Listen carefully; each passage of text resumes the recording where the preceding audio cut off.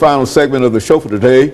We're talking to Mr. Nathaniel Perry from Tennessee State University, and he's talking about the computer, the digital divide, and how individuals might have access to some of the things that are going on by using the computer. Mr. Perry, let's pick up where we left off, and to have you to give our audience what you might consider to be some practical information in reference to once they are on the computer and have time and et cetera, how it can be helpful to them.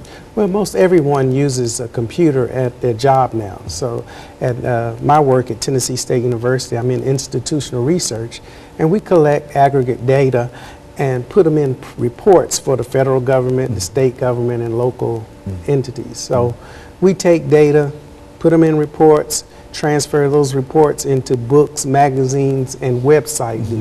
So a little bit of all of those are enrolled in, wrapped up into the things I do at work.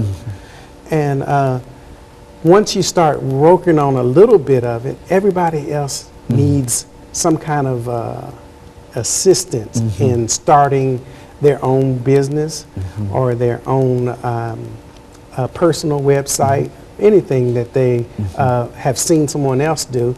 It becomes a part of them, and they want to do some of that stuff too.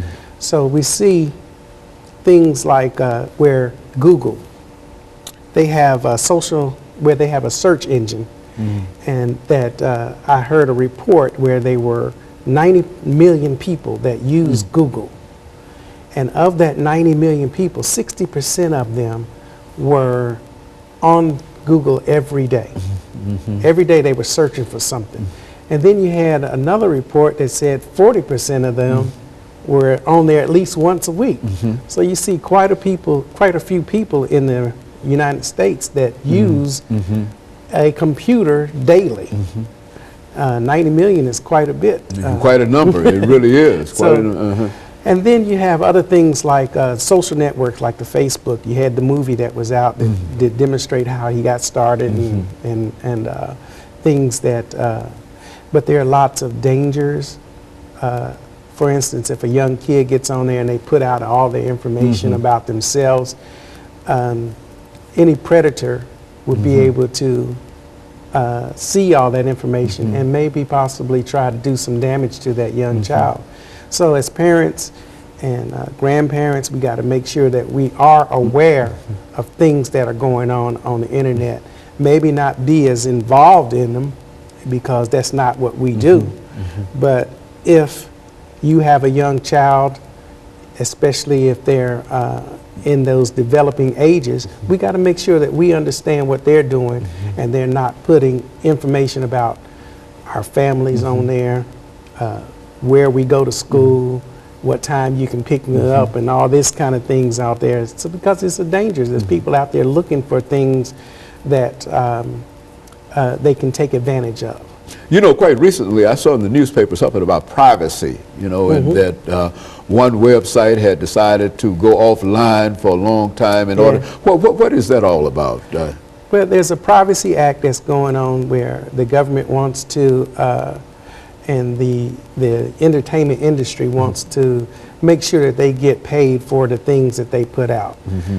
Then there's others that the consumers of the entertainment industry, they want to make sure that they can share their information with other people.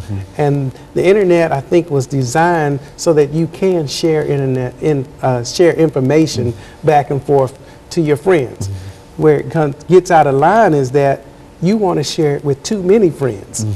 And then it cuts out the entertainment business from getting their fair share of their money. There's a cost that's associated with it. So if you're cutting into their business and then feeding their money and feeding their families, then of course, then they're going to want to stop that from happening. And so that's where the fight is going back and forth. I think that they had something where there's a group on the internet, the hackers, that actually want to shut down sites by everybody log on at the same time, and then it stops that site from working for a day or so. So we see a lot of that going back and forth. If you do this, I'm going to do this. It's almost like a American Revolution all over again, except it's done on digital. And so it's a real problem.